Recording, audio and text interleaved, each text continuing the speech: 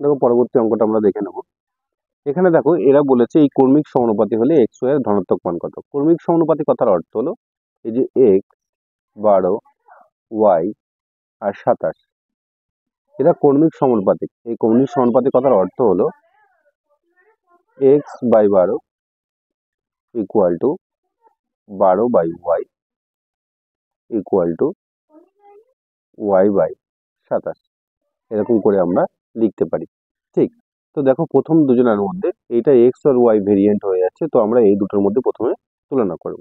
ঠিক, তাহলে 12 by y equal to y by 27।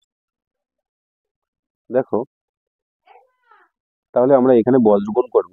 দেখো এখানে y square equal to 12 into 27। তো দেখো এ স্কোয়ার আছে, ওইটা ওপাশে গেলে রুট হয়ে যায়।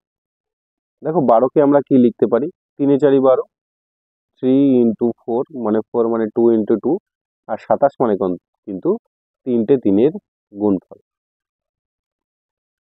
ঠিক, তাহলে জোড়ায় জোড়ায় সংখ্যা বেরোয় আমরা জানি। তাহলে এই 3 আর এই 3-এর জন্য একটা বেরোলো 3, দুটো 2-এর জন্য একটা 2, আর এই দুটো 3-এর জন্য একটা 3, তাহলে হলো কত 18। ওয়াই সমান সমান আমরা পেয়ে গেলাম 18। এবার ঠিক ওয়াই এর ভ্যালু বসিয়ে আরেকটা সমীকরণ থেকে আমরা এক্স এর মানটা বের করে নেব। তাহলে দেখো 12 বাই এখানে কত বসাবো 18।